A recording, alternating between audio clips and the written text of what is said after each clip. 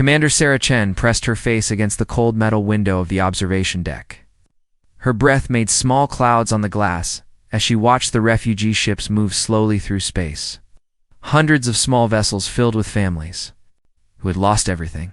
They were running from their homes, just like she had 15 years ago. The Retribution was one of humanity's biggest warships now. Its dark hull was covered in armor that seemed to eat light itself. Sarah could remember when human ships were white and silver, bright and hopeful. Those days were gone forever. "Commander, we have new reports from the Proxima system," said Lieutenant Williams as he walked up behind her. His voice was quiet and careful. Everyone spoke that way now when they talked about the colonies. Sarah turned away from the window. Williams held a data pad in his hands, but she already knew what it would say. More human settlements had been attacked, more families torn apart, more people sold like animals to alien slave traders. "How many this time?" she asked. 3,000 missing from New Boston Colony. The Kethver forces hit them at night. No warning, no chance to fight back. Williams handed her the pad. "The Triumvirate Alliance claims it was a pirate attack, but we know better." Sarah looked at the numbers on the screen. 3,000 more humans gone. 3,000 more reasons why the galaxy would pay for what they had done 15 years ago. The war against the Devourers had changed everything. The Devourers were creatures that ate entire planets, turning them into dead rocks. Every species in the galaxy was scared of them. When they appeared near Earth space, humanity called for help. The Kethver Empire had been their allies for 50 years. They promised to fight beside humanity until the end. The Crystalline Hegemony said their fleets would protect human colonies. The Valeri Confederacy swore their warriors would die before they let the Devourers reach Earth. Sarah had been a young officer then, serving on the cruiser Hope's Light. She believed in the Alliance. She trusted their alien friends. She thought they were all fighting for the same thing. The final battle happened near Jupiter. 300,000 human soldiers faced the Devourer fleet. The plan was simple. Human forces would hold the center while alien fleets attacked from the sides. Together, they would crush the Devourers and save the galaxy. But when the fighting started, something went wrong. The alien fleets just stopped. They sat in space and watched as the Devourers tore into human ships. Sarah watched her friends die. While their so-called allies did nothing, then came the message that changed everything.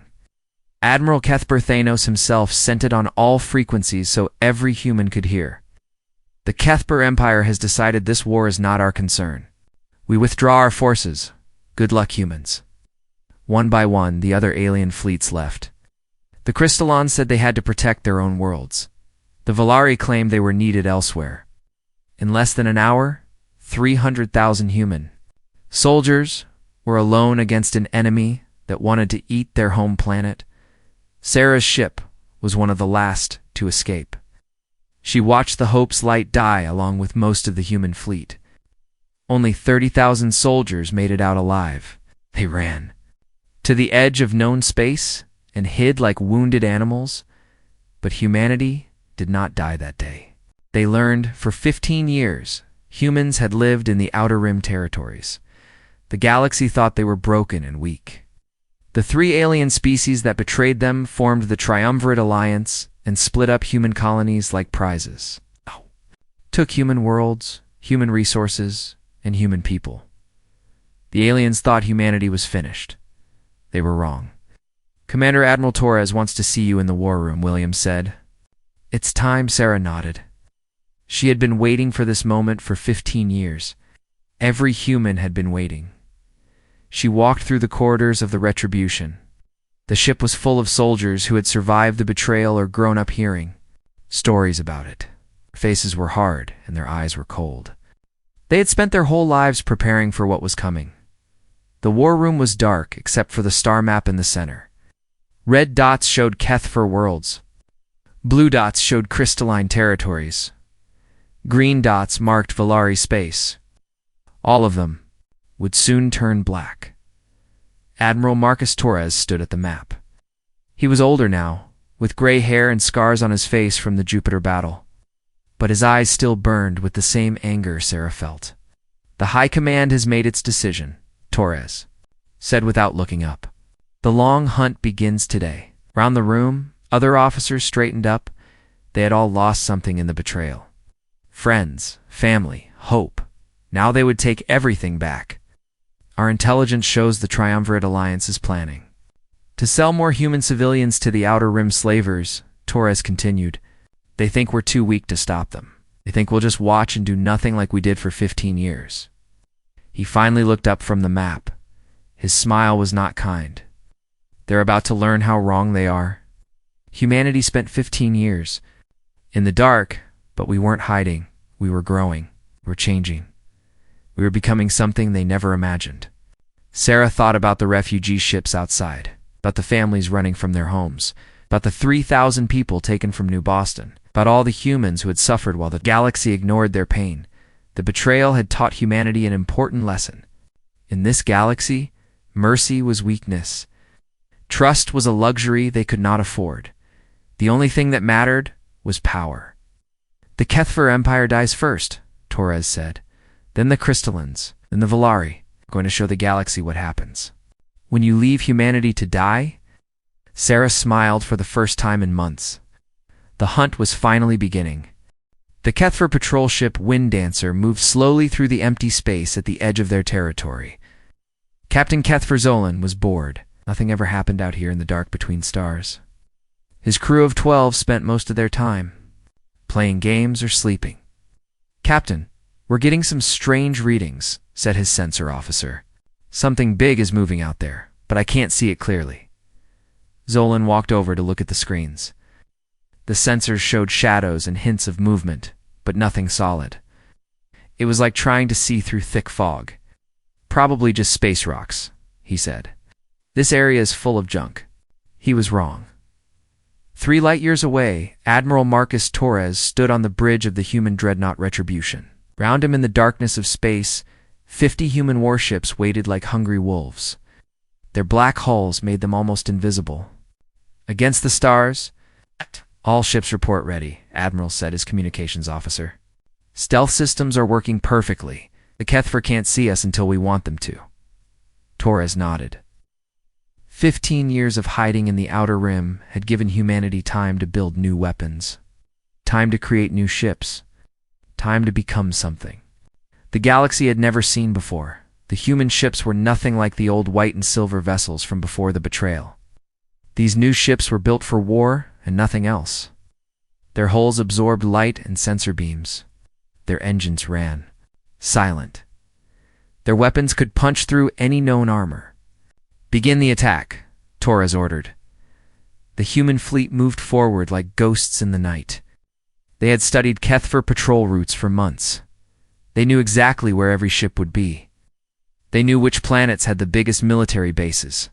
They knew where the Kethvar kept their weapons and supplies. On the Wind Dancer, Zvolan was still trying to figure out what his sensors were seeing when the first kinetic round hit his ship. The metal slug was moving so fast it went through his shields like they were made of paper. It tore through the hull and exploded inside the engine room. What was that? Zolan shouted as his ship shook and lights went out all over the bridge. Unknown weapons fire!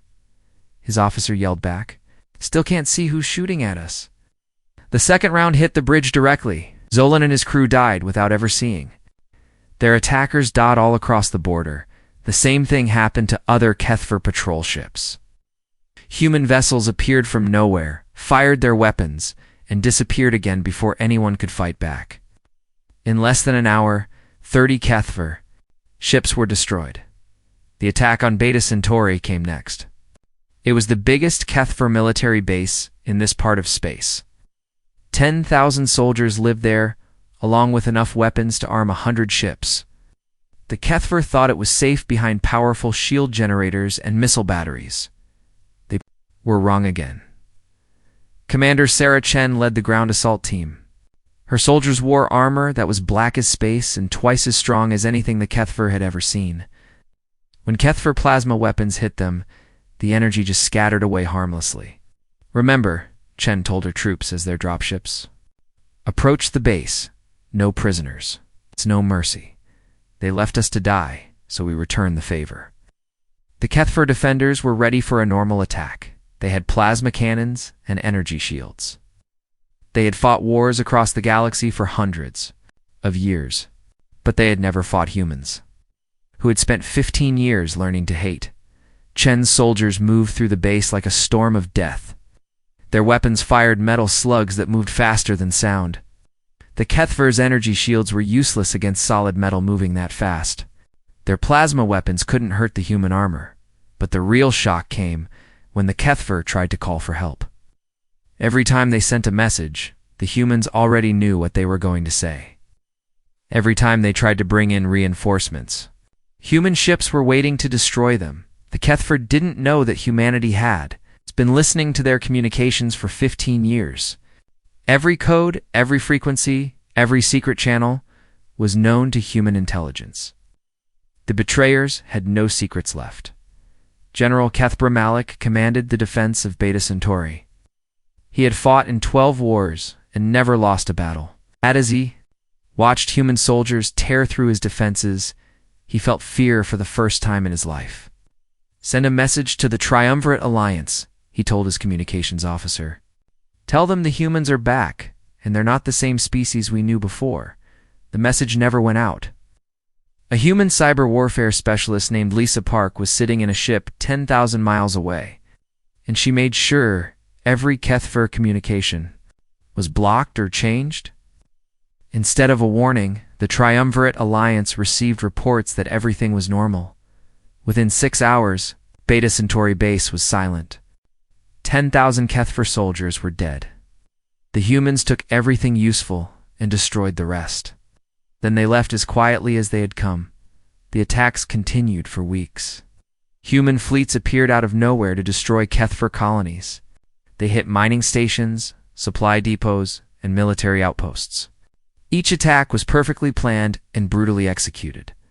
The Kethfer Empire tried to fight back, but it was like trying to punch shadows. Human ships were too fast and too well hidden. When Kethfer fleets gathered to hunt them, the humans just vanished. When the Kethfer relaxed their guard, the humans struck again. After a month of attacks, the Kethfer had lost a third of their border territories. Millions of their people had fled deeper into the Empire, carrying stories of human soldiers who fought like machines and showed no mercy to anyone. Emperor Kethfer Thanos, the same leader who had ordered the betrayal 15 years ago, sat in his palace and read the reports. Ship after ship destroyed. Base after base captured. World after world abandoned. "How is this possible?" he asked his advisors. "The humans were broken. We left them with nothing." His military commander, General Kethfer Singh, looked at the emperor with worried eyes. "Your Majesty, I think we made a mistake 15 years ago. We didn't break the humans. We just made them angry." Thanos stood up and walked to the window of his palace. Outside, he could see refugee ships filling the sky as more Kethfer families ran from the advancing human forces. "Contact the Crystalline Hegemony and the Volari Confederacy," he ordered. "Tell them we need to meet. The humans are coming for all of us, and if we don't work together, we're all going to die." But the humans were already listening to that conversation. 2. Admiral Torres smiled when he heard the Emperor's words. Fear was spreading through the Triumvirate. Alliance like a disease. Good. Fear was exactly what humanity wanted them to feel. The first strike was complete. The Kethfer Empire was beginning to crack. Soon it would be time to break it completely. The crystalline being known as Harmony of Stars felt the vibrations travel through the crystal networks that connected all of her people. The news from Kethfer space was bad. Very bad. Humans were not just fighting back, they were winning. Harmony of Stars was part of the crystalline council that ruled the hegemony. Her body was made of living silicon that grew in beautiful patterns of blue and green. When she spoke, musical tones came from inside her crystal structure. All crystallines communicated this way, sharing thoughts and feelings through sound. "The Kethfer Empire is falling," sang another council member called Radiant Sovdan. His crystal body was bright red and orange like a sunrise. Their messages speak of human ships that cannot be seen and weapons that destroy everything. Perhaps we should try to make peace with the humans, suggested a third council member. Her name was Whisper of Wind, and her crystals were pale white. We could return the human colonies we took. We could pay them for the damage we caused. But the leader of the council, a massive crystal being called Thunder of Mountains, resonated with anger. His deep purple crystals grew darker as he spoke. We will not bow to these soft meat creatures. The Kethver are weak and unprepared. Crystallines have fought wars for 1,000,000 years. Our collective consciousness makes us stronger than any single species. Let the humans come. They will break against our unity like waves against stone. Thunder of Mountains was wrong, but he would not realize this until it was too late. General Elena Vasquez stood in the briefing room of the human assault ship Shatter. Around her were 50 of humanity's best Special Forces soldiers. Each one carried weapons that had been built specifically to fight crystallines.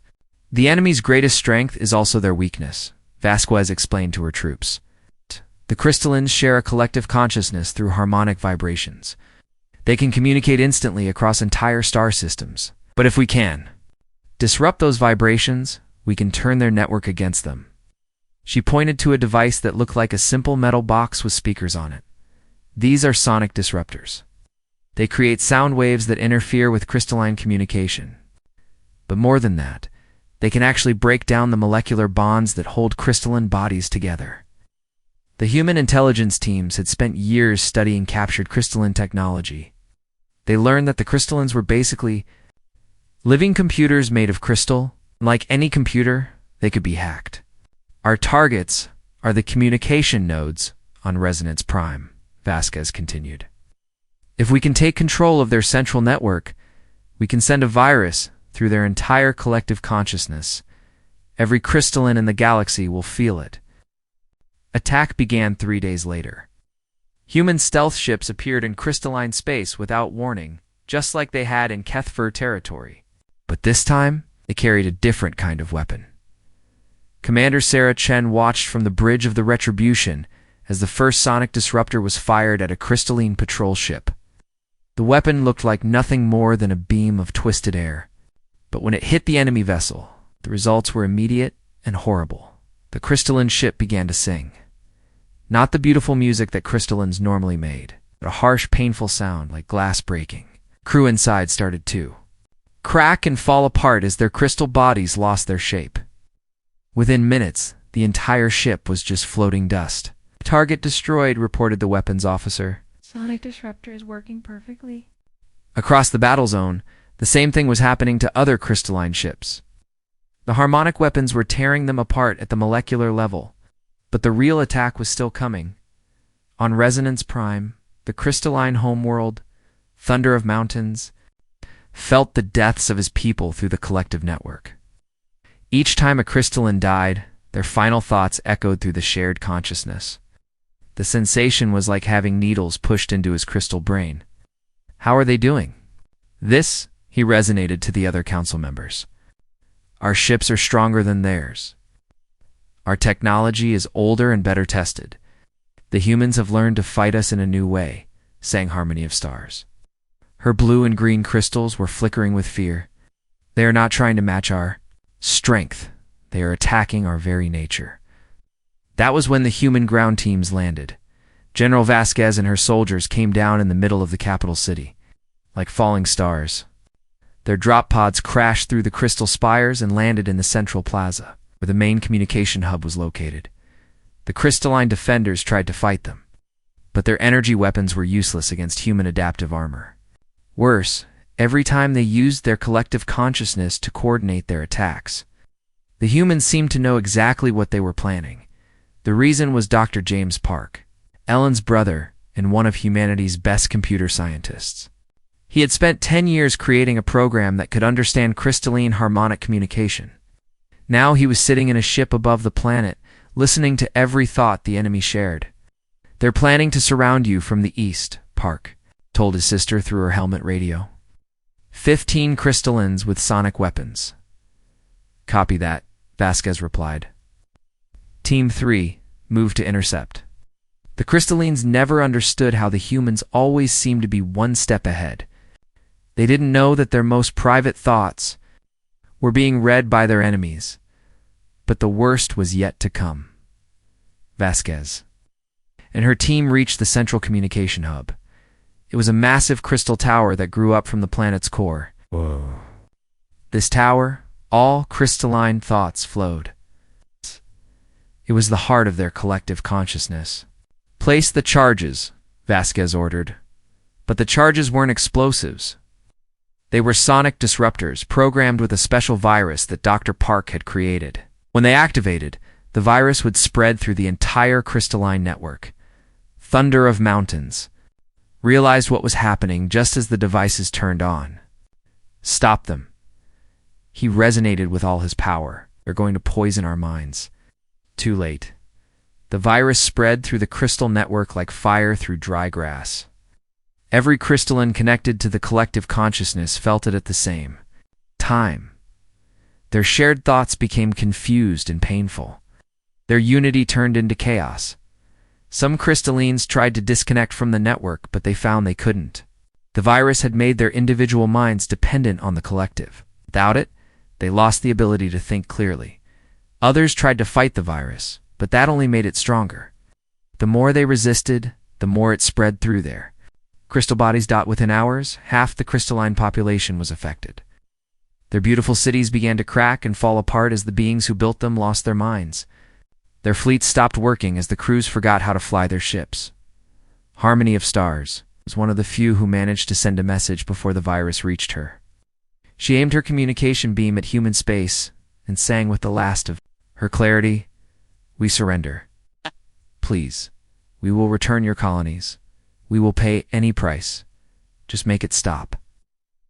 The response came from Admiral Torres himself. His voice was cold and without mercy. "You taught us that promises mean nothing. 15 years ago, you promised to fight beside us. Instead, you watched us die. Now you understand how that feels."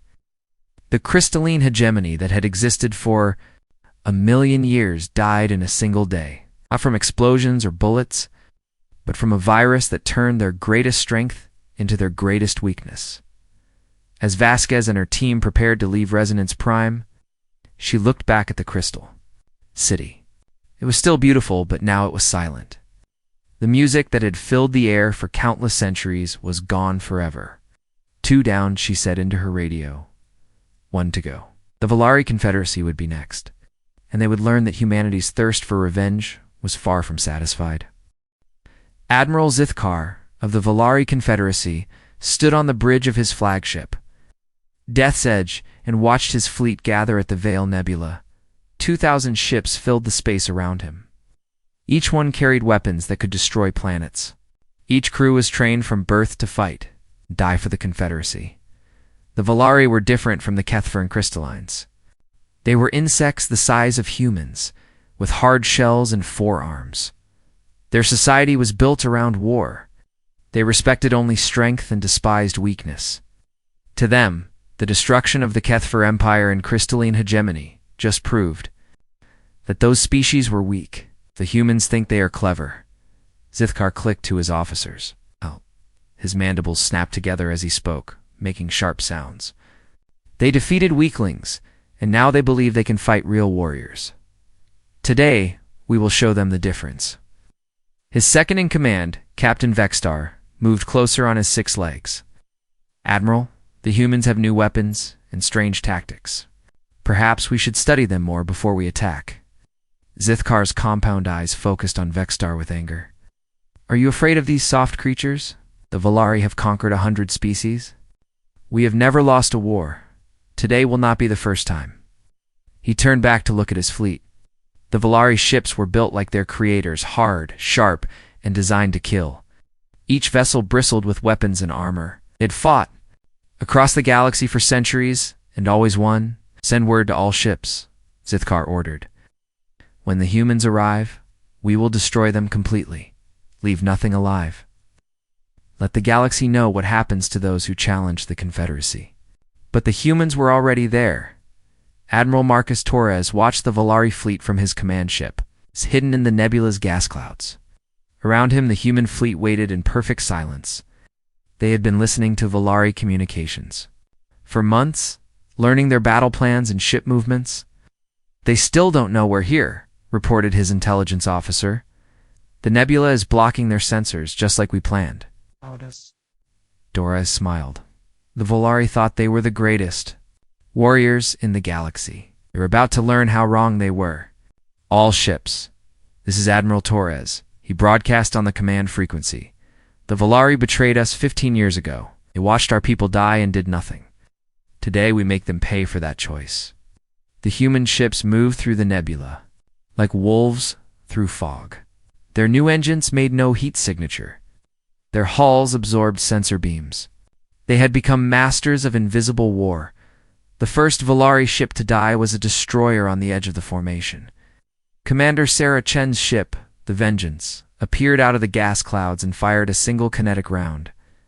The metal slug punched through the Volari ship's armor and exploded inside the engine room. "What was that?" Zithkar demanded, as alarms started ringing on his bridge. "Where did that shot come from?" "Unknown, Admiral," his sensor officer replied. "I'm detecting weapon signatures, but I can't see any ships."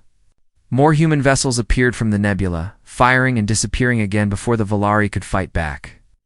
Each shot was perfectly aimed. Each target was carefully chosen. The humans had studied Volari's ship designs for years and knew exactly where to hit them. "Return fire," Zithkar ordered. "All ships, spread out and hunt these cowards." But when the Volari ships spread out, they walked into the real trap. The human fleet had surrounded them completely.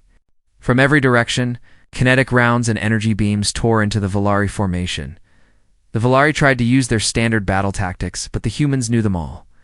Every time the insect warriors tried to regroup, human ships were waiting. For them, every time they tried to retreat, they found their escape routes blocked. "How do they know our moves before we make them?" Vexstar clicked in confusion. The answer was simple. Humanity had been watching and learning for 15 years. Every Volari battle, every tactic, every weakness had been studied and cataloged. The humans knew how Volari commanders thought because they had been preparing for this fight since the day of the betrayal. But the real shock came when Volari boarding parties tried to capture human ships. The insect warriors were strong and fast, with natural armor and razor-sharp claws. They had never met a species they couldn't defeat in hand-to-hand combat. They had never fought modified humans, Captain. Lisa Park of the human cruiser Retributions. Edge met the Volari boarders at her ship's airlock. She moved faster than any human should be able to move. Her strength was beyond anything a normal person could have. When Volari claws struck her armor, they bounced off harmlessly. "Impossible," chittered the Volari squad leader. "You are just soft meat, should break easily." Park grabbed the insect warrior with one hand and lifted him off the ground. "We used to be soft," she said calmly. "You taught us that was a mistake." The Volari learned too late that humanity had changed itself during the years of exile. Genetic modifications made them stronger and faster. Cybernetic implants gave them reflexes no natural creature could match. The betrayal had convinced them to abandon their biological limitations. As the battle continued, more Volari ships fell to human weapons. The insects' energy shields were useless against solid projectiles moving at incredible speed. Their plasma cannons couldn't lock onto ships that moved like ghosts through space. Zithkar watched his fleet die around him and felt something he had never experienced before: fear. In 3 hours of fighting, he had lost half his ships. Humans showed no signs of slowing down. "Admiral, we should retreat," Vexstar suggested. "We can regroup and try again with better tactics." "No," Zithkar snapped. "The Volari do not run from battle. We fight until we win or die." But as he spoke those words, a human ship appeared directly in front of his flagship. It was Admiral Torres' command vessel, and it was aiming all its weapons. At the death's edge, Volari ship, "This is Admiral Torres of the human remnant," came a voice over the communication system. "Your fleet is defeated. Surrender now, and we might let some of you live." Zithkar's mandibles clicked with rage. "We are Volari. We do not surrender to anyone, especially not to weak creatures like humans." "Then you've chosen death," Torres replied. "Just like you chose to watch us die 15 years ago. The human ship fired everything it had. Kinetic rounds, energy beams, and missile clusters all struck the death's edge at the same time. Zithkar had just enough time to realize his mistake before his ship exploded around him. The destruction of the flagship broke the Volari fleet's spirit. The remaining ships tried to run, but human vessels were faster and more maneuverable. Very few escaped. As the battle ended, Taurus stood on his bridge and looked at the wreckage floating in space. 2,000 Volari ships had become space debris. The most feared military force in the galaxy had been crushed in a single afternoon. "Send a message to any Volari forces that might be listening," Taurus ordered. Ow! "Tell them their confederacy is finished. Tell them they have exactly 1 week to evacuate all human colonies they've taken. After that, we hunt down every last one of them." Captain Chen's voice came over the communication system from her ship. "Admiral, what about the other species? In the galaxy, they'll hear about this battle. They'll know what we've become." Torres looked out at the stars where other alien civilizations waited and wondered what humanity would do to them. "Let them hear," he said finally. "Let them all know that the age of taking advantage of humanity is over. We tried being peaceful. We tried being trusting. They taught us that was a mistake." He paused and thought about all the humans who had died because their allies abandoned them. All the colonies that had been taken. The people who had been sold into slavery, now they get to live with the consequences of those lessons. The Volari Confederacy, like the Kethver Empire and crystalline hegemony before it, would soon be nothing but a memory. The 3 species who had betrayed humanity were broken and scattered, but Admiral Torres knew this was just the beginning. The galaxy was full of species who had watched humanity suffer and done nothing to help. Soon they would all learn what happened to those who crossed the human race. The hunt was far from over. 5 years had passed since the Battle of the Veil Nebula. The galaxy was a very different place now. Where the Kethber Empire once ruled, human colonies now thrived. The crystal worlds of the hegemony were silent and empty. Their beautiful cities turned to dust. The Volari Confederacy existed only in hidden bases scattered across the outer rim. Always running from human hunter fleets, Admiral Sarah Chen stood once again on the observation deck of the Retribution. But this time she was not watching refugee ships. Instead, she saw massive human transport vessels bringing families back to Earth's solar system. The blue planet below was surrounded by the most powerful defensive fleet the galaxy had ever seen. "Admiral, the Galactic Council has sent another message," reported Lieutenant Williams, who is now a full captain. "They're begging for a meeting. They say they want to discuss peace terms." Chen almost laughed. The Galactic Council had ignored humanity's calls for help 15 years ago. Now they were desperate to make deals. "What's our response?" "Same as always," Williams replied. "We'll talk when we're ready to talk. Right now, we're still busy." Chen nodded. The human fleets were indeed busy. Every day, they hunted down the remaining Kethver, crystalline, and Volari survivors.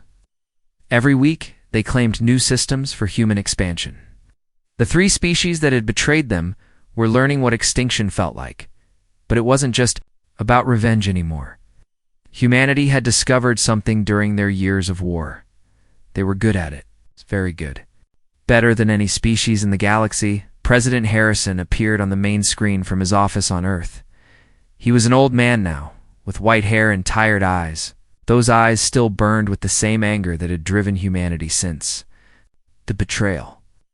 "Admiral Chen, I have news from our intelligence networks," he said. "The remaining alien species are planning something. They call it the Great Alliance. Every species in the galaxy except us." Chen was not surprised. Fear made people do desperate things. "How many ships are they gathering?" "Our spies report over 10,000 vessels from 40 different species. They're meeting at the Nexus station in neutral space. They plan to either force us to stop our expansion or destroy us completely." Williams shook his head. 10,000 ships. It's 5 times larger than any human fleet. But Chen was smiling. "President Harrison, what are your orders?" Harrison's tired face showed the hint of a grin. "The same orders I've given for the past 5 years. Protect humanity at all costs. Make sure no one ever betrays us again. Understood, sir. We'll handle the Great Alliance the same way we handled the Triumvirate. 3 weeks later, representatives from every major species in the galaxy gathered at Nexus Station. The station was huge, built to hold diplomatic meetings between different civilizations. But this meeting was different. This was about survival. Ambassador Cleth of the Sardonian Republic spoke first. His people were lizard-like creatures with green scales and yellow eyes. We all know why we're here. The humans have become a threat to every species in the galaxy. They must be stopped. Murmurs of agreement came from the crowd. There were dog-like canary floating gas beings called the ethereal tall gray architects and dozens of other species. All of them were afraid of what humanity had become. The humans were weak before, said Ambassador Dissus of the Serpentine. Empire. We could have destroyed them easily 15 years ago. But now they have weapons we don't understand and ships we can't detect. How did they become so powerful so quickly? The answer came from an unexpected source. A single human entered the meeting hall. She wore the black uniform of human diplomacy and walked with confidence that filled the room. It was Admiral Sarah Chen. The alien representatives gasped and moved away from her. Some reached for weapons. Others tried to activate emergency beacons, but nothing worked. The human cyber warfare teams had taken control of the station's systems. Hours ago. Don't bother trying to call for help, Chen said calmly. This station belongs to us now, just like everything else will soon. Ambassador Cleth found his voice first. How dare you come here? This is neutral territory. Neutral, Chen laughed. There is no neutral anymore. There's humanity, and there's everyone who isn't smart enough to submit to us. She walked to the center of the room, and a holographic display appeared, showing the current state of the galaxy. Red areas marked human territory. It covered nearly a quarter of known space. You want to know how we became so powerful? Chen asked. Simple. You taught us that mercy is weakness. You taught us that promises mean nothing. You taught us that the only thing that matters in this universe is strength. The display changed to show images of human soldiers, ships, and weapons. We spent 15 years learning those lessons. We modified our bodies to be stronger and faster. We built weapons that can destroy anything. We created fleets that move like shadows. All because you showed us what happens to species that trust others. Ambassador Dissus spoke up. We could negotiate. We could return the human colonies we took. We could pay reparations. The Kethver offered the same thing, Chen replied. So did the Crystallins and the Volari. Do you know what we told them? The room fell silent. We told them it was too late. Some lessons can't be unlearned. Some betrayals can't be forgiven. The holographic display now showed the battle fleets gathering outside the station. Human ships surrounded Nexus Station like sharks around wounded prey. You have two choices, Chen continued. You can submit to human authority and become part of our new galactic order. You'll keep your worlds and your lives, but you'll follow human laws and serve human interests. And the second choice, asked Ambassador Cleth, though he already knew the answer. You can fight us. When you lose, your species will join the Kethver, Crystallons, and Volari in extinction. The alien representatives looked at each other. With fear and desperation, while they had thought their great alliance could match human power, they were wrong. Your monsters, whispered an ethereal delegate. This isn't justice. This is revenge. Chen's expression didn't change. You're right. This is revenge. But it's also evolution. Humanity tried being peaceful. We tried being trusting. We tried being merciful. You taught us those were mistakes. She turned to leave, then stopped and looked back at the terrified aliens. You have 24 hours to decide. After that, we assume you've chosen to fight. Great Alliance dissolved before Chen even left the station. Species after species sent messages of surrender. They agreed to become part of the Terran hegemony, humanity's new galactic government. Some species tried to run to the edge of known space. Human fleets hunted them down. Others tried to hide on remote worlds. Human intelligence networks found them. A few attempted to fight. Their worlds became examples for the others. Within a year, humanity controlled 3/4 of the galaxy. The remaining species lived under human rule, following human laws, serving human interests. Earth had become the capital of the known universe. Admiral Chen stood in her new office on Terra Station, the massive space station that served as the military headquarters for the Terran hegemony. Through her window, she could see hundreds of human ships patrolling the space around Earth. "Ma'am, we've received surrender documents from the last independent system," reported Captain Williams. "The Outer Rim Collective has agreed to join the hegemony." Chen nodded. "Any word from our deep space scouts?" "Yes, ma'am.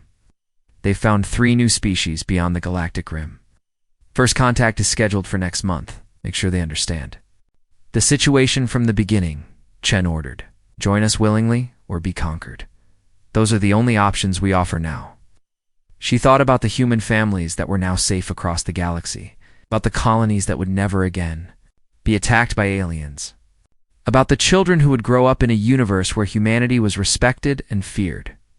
The betrayal 15 years ago had nearly destroyed them. Instead, it had made them into something greater than they ever imagined possible. The age of human mercy was over. The age of human dominance would last forever. In the end, the 3 species that betrayed humanity had given them the greatest gift of all. They had taught humans how to rule the galaxy, and humanity would never forget that lesson.